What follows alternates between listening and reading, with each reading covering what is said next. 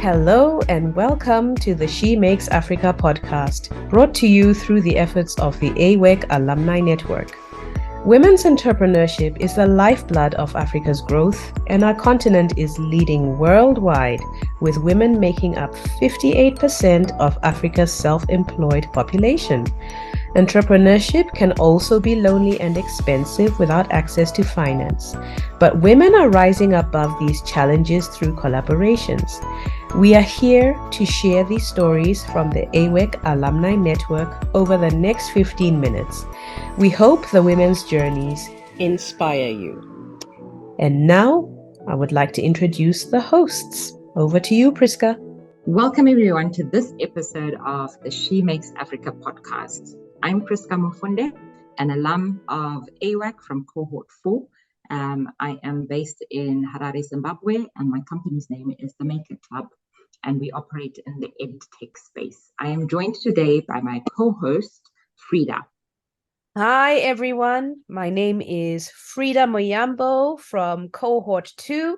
I run a fashion business called Zoe Kwan with a couple of partners, and I am based in Zimbabwe. I move around Africa a lot, and I am happy to be here as your co-host. Excellent. So today we have a special guest from the AWEC community. We have invited her to share specifically about how she's leveraging AWEC relationships to grow and strengthen her business through collaborations.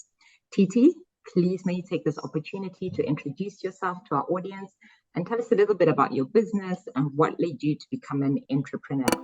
Thank you very much. Hello, everyone. My name is Titi Adewusi.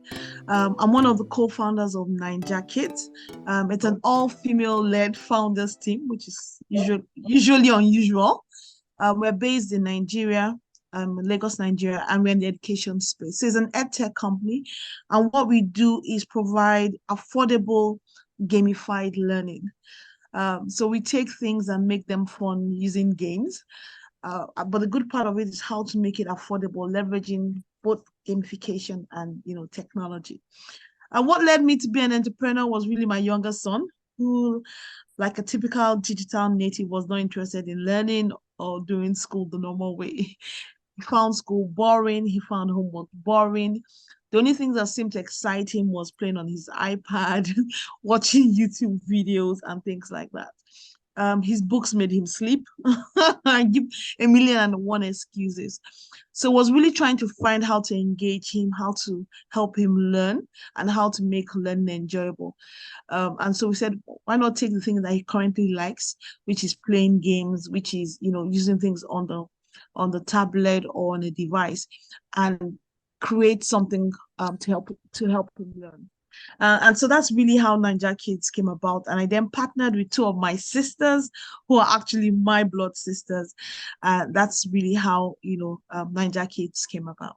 I love that you are leveraging technology and you saw a need in a child and you met that child where they were. Could you share with us about your AWEC journey and what are the 2 top things you learned on the program that have significantly impacted your business? Wow, the AWEC journey was a wonderful 1 year of learning.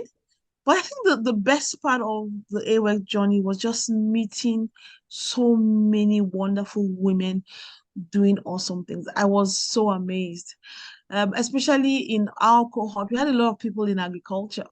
I was like, wow, women did all sorts of things, from bee farming to palm oil farming to soap making. I just didn't know that a lot was going on in that space. And also just meeting people from all over Africa, which was really the first time I had met 200 wonderful ladies all over the wonderful continent of Africa, from Ghana to Zimbabwe to Zambia. Another thing I loved about the AWEC journey, I loved the meetups that we had, and when we had going to breakout rooms and try to learn about what everybody is doing, introduce yourself. That made me meet more people. I love the assignments, and the fact that you had to review, a few people's assignments as well. So just reading people's assignments, knowing what they're doing, I thought that was really just awesome. It allowed one to meet a lot of people. I think one of the best part was the assignment that had to do with you meeting a number of people and write about them. So I love that about AWEC. I love the fact that I was meeting so many people in different sectors across the African continent, all doing wonderful, awesome things. So it was a wonderful journey. And I highly recommend it to so many of my friends. Okay, I think it's brilliant that you mentioned the fact that it was such a broad network. And I'm particularly excited by the fact that the AWEC community is growing to over to 1,000 women, like you mentioned, across Africa and across different industries. So my next question for you is, in this growing network of women from across the continent, it provides a very unique opportunity for collaborations. So could you share an example of a successful collaboration that you've undertaken with another AWEC alumni? Maybe tell us what made it successful and what were the tangible results on your business? Okay, thank you. Thank you. I've actually had two collaborations with various AWEC alumni. So let me start with the first one.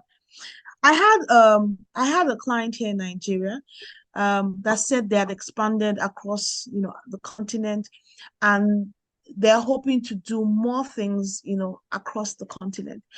And so we had done something for them the year before, and we're hoping to do the same thing for them. It's a financial literacy initiative. And they came and said, oh, this year they want to partner with us, but on the condition that we can do it in 3 other African countries. I was like, what? Wow. How? I'm like, excuse me. I thought it was something that we weren't ready for. Then I stepped back and said, okay, I'm a member of AWEC. Mm. I mean, what? Yes, I have a group of African women across the continent doing different things. And I have met people in the education space that are doing things similar. So I said, let me, drop a message in in the WhatsApp group and say, hey, this is Titi. I'm doing this. I need help. Anybody in this area who lives in these countries, because I kind of selected the countries I wanted to initially partner with, who live in these countries. Send me a DM if this is something that you're interested in. So that was it. And I had a number of people reach out to me and say, oh, tell me more about what it's all about.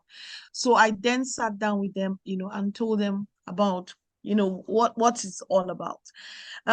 So that was just it. And it was amazing that I had 2 projects with this, with this sponsor. I do financial literacy and I do STEM. And they said the same thing. They told me that all the initiatives that we're going to do this year, I must do it in both my current country and in 3 other African countries. So it seemed scary. But like I said, I had my AWEC sisters and I sent a message. And of course, we're able to chat with a couple of sisters, and then I got 3 sisters. Wow. Someone from South Africa who I'd never met. She wasn't even, I didn't even remember her in my cohort. We had never connected in any of the meetups. I then met with a sister from Kenya, Okay. which was yeah. So I had a sister from Kenya, I had a sister from South Africa, and there was a third one which was Ghana. And one of the things that I took away from AWEC was the fact that try and have formal documentations for everything that you do. So Mm. that was the best thing that I did. So after we talked, had some couple of Zoom meetings. I then did a formal documentation, say this is what the project is all about. This is the target. This is how it will be. This is what we hope to achieve from it. And it was required for them to sign. So it was a document that needed to sign to formalize it. And I'm happy we did that because it was very clear what were the expectations from one another. And so I think that set everything on a very good footing. I think the other thing that one also did was I was flexible. I did more like, even though I'd done this event before, but when it came to partnering with them, I was open. I was like, this is how we had done it before, but it just might not work. Might need to tweak it a bit, and we're open to that. So we had a series of meetings to fine tune it, to make it what would also benefit them. And I think upfront, I wanted to partner with people that the project would benefit them. It wasn't just a nice to have, it was going to be a leverage. And even as I looked at the initiative, one of the things I kept saying to myself is that even if we don't do anything beyond this, I'm hoping that I would have already opened the door to the partnership, to this sponsor in their own country, so that it is a relationship that they too can take on from there and explore other opportunities. So I think that was the second thing for me. It was, how can I use this to lift somebody up? Not only looking at what I had to gain from it. So I was very clear about that. I needed to partner with someone where this was going to be something that would, also help the sister rise as well in her initiative. Wow. So in the end, it was awesome. It was mind blowing. We ended up reaching. So in Nigeria, we did 100 schools, but in those other countries, we did 10 schools. And in each school, they had a minimum of like 100 to 200 children. So it meant that we did, like, in each school impacted, in each state, in each country, we impacted over 3,000 children. That was just incredible. I'm telling you, that was just the minimum. Oh my word. What was also interesting, that it was an area that never explored before. So Phyllis, who I actually met her in a couple of times in our meetups or things like that. And I was actually in Nairobi in November, and it was fantastic because I suddenly was able to say, hey, I'm going to be in Nairobi. My AWEC sisters, let's meet up. And she was one of the people that met up with, took me out for lunch, and we had a fantastic discussion. And I think that was the basis, because I'd spoken to her. She had told me what she was doing. She was doing financial literacy, but for women. So when I told her about this initiative for children, it was an area she had never considered, and she was like, "Oh, she would want to do that." Even Mulalo, that was in South Africa, had been doing financial literacy, but for women. So for them, it was an area that they had not thought about. But when the opportunity came, it was something that they considered, and their team was excited. That's fantastic. Wow. So Titi, yeah, go ahead. So let me just jump in there. I mean, so you gave like 101 gold nuggets, in the last few moments. I mean, you talked about how you found and connected with the AWEC sisters. It was through the network. It was through the WhatsApp groups. And then, you talked about how you realized immediate benefits, where you had found an opportunity, and the criteria was to, reach countries beyond your borders. And immediately, just because you had your AWEC sisters, you were able to stretch your arms that far and wide. But I also heard that you were very particular you had a criteria for who you wanted to work with. You didn't just want to work with just anyone. You wanted to work with a specific kind of person. So you are very, very intentional in defining the criteria that you wanted. You also had a set out structure that you discussed with them, made sure everybody was on the same page, and you had everybody sign. So this is completely amazing. I mean, I'm so blown away at how intentional you have been. So I just wanted to jump in to just recap what you were telling us. And I didn't want anyone who was listening to miss those points. But I think Priska is dying to ask you a question. Yes, I am, because in the midst of doing all of this, and the amazing benefits you have spoken about, I'm sure there were challenges. And if they were, how did you overcome them? Okay, a couple of the challenges. The first one was the project was sponsored, so I had to transfer funds. That became like a nightmare. Okay. I thought, transferring funds across Africa had become simple, but it was not. It was like a nightmare. So that was a challenge, trying to get the funds, especially within the timelines that we wanted to. We also had to get some resources across by courier, and it was like the one in South Africa was like missing in transit. Those are just some of the funny challenges. We had a particular week because it was Global Money Week, and we're doing the initiative around that. So it was meant to be at a particular time. But For instance, in Kenya, schools were going to close like that week. So we had to do it like a week before. I think it's a similar thing with South Africa. So one of the things was just being flexible, was brainstorming the ideas with the partner, listening to the options, telling them what had worked for you, but also being open to hear, what are the modifications, the little adjustment that we need to make it work for them. Okay, some of them we had to go to the ministry, do things a bit differently from what we had done here. But I think what really made those challenges seem minor really was just because we were very clear on the goal. It seemed something that was exciting. As we started out, everybody was just getting excited about it. And I was able to share the things that how it had helped my business. So just doing this initiative sponsored by a corporate ensured that I had traction, gave credibility to my business. It allowed other corporates come to deal with me that I would never have done on my own. So I'm saying that I'm working with one of the biggest banks, and because I did those initiatives, I was attracted to other corporates. Since that project, I've had other corporates come to me because they're like, okay, they did this, they reached this thousands of children, and they did that across this amount of country. Your profile kind of changes in a sense, and that was awesome for us. I think also the fact that just showing the fact that you are able to do partnerships also give people a bit of comfort when they're doing business with you, and it made it easier for me to do the next round, which was the one that had to do with the STEM education. This time around, I reached out again to my AWEC sisters. And this time around, I was looking to do it in Rwanda.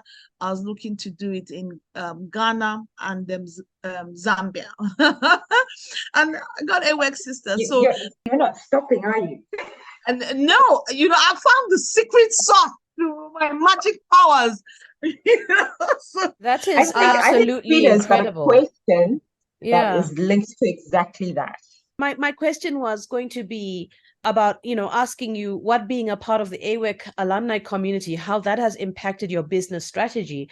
And I'm hearing that this has enabled you to work with others, which has enabled you to gain traction, which has enabled you to expand, into new territories. And it has even impacted other people's business strategies, because a lot of them were working with women, not children. So this has been quite a fruitful experience for you, so this is what I am hearing for you, and I am awe-inspired by your journey. So I think the last question really is to ask what advice you'd give to AWEC sisters looking to collaborate within the community. Okay, I'll have two advice. The first one is be open, be honest, be flexible, and lay your cards on the table, what you want from the collaboration, and what you want them to gain as well. As you're open and honest, it needs to not be one-sided.